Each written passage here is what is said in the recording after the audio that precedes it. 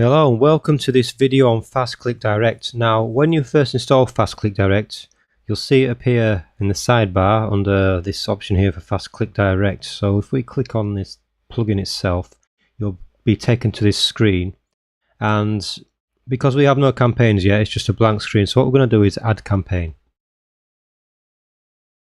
Now we can add a title in. So we're just going to do an example of clicking through to Google. So we're just going to call this the click to Google, and we're going to give it a shortened URL of Google, and then we're going to add in our destination, which is google.com. Now there's some other options here, but I won't go into them just yet. What I'm just going to do is add this campaign. So you can see the campaign has been added successfully, and if we go back to our campaign list, we can see that we can now copy this URL. So we've got a campaign title, we've got one link in this campaign, which I'll explain later why we have this column, and we have a click and uniques column, but because nobody's clicked on this yet, it's not showing anything. And then we have the date it's created and the campaign itself. So let's just copy this, and we're going to create a new browser window where we're not logged in, it's a new session, and we're just going to visit that link. And you can see we've been redirected to Google. So now if we go back to this campaign list and reload it, you can see there's one click and one unique. So that's one visitor basically, and it's tracking them as a one visit, and it's a unique visit. So if we go back again, and in this same browser session, we can paste that link in.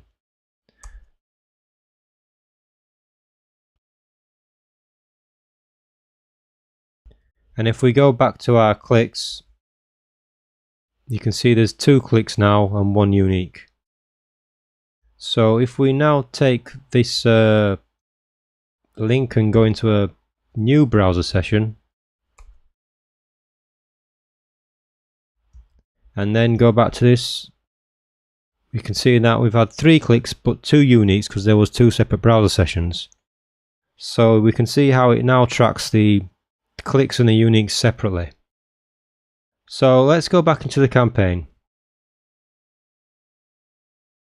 and we can now actually add multiple destinations, so we can start creating split tests. So maybe we want to click to a different website completely.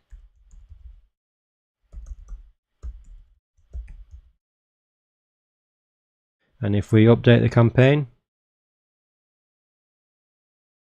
and then go back to our campaign list and just copy this URL, and then in a new browser window,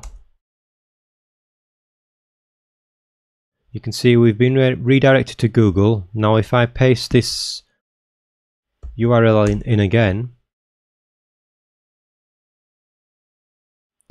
we've now been redirected to Facebook.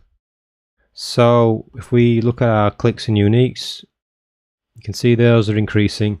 And if we now go back into this campaign, we could actually cookie that visitor, so that if they clicked on the link in the same session, it would always take them to the same destination that they last visited. Now we can also do some other things like pass parameters. So if you do any tracking parameters with like Google AdWords, UTM parameters, we can pass those to the destination.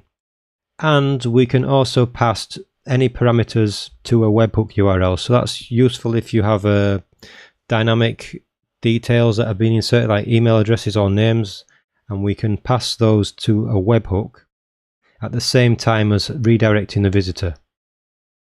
So let's just come out of this, go back into our campaigns, and let's add another campaign. So let's just call this campaign 2, and we'll just give it a shortened URL of 2, and we'll just give it a destination of Twitter, and then just add this campaign. So now we can see we've got 2 campaign URLs. I'm just going to copy this, create a new session, click it, So we see that's working. We just reload this. So we can see 1 click and 1 unique. So why I'm showing you this now is basically we can start building dashboards to track all these clicks.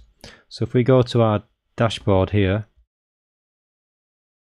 so this is the fastflow dashboard, not the WordPress dashboard. So we go to fastflow dashboard,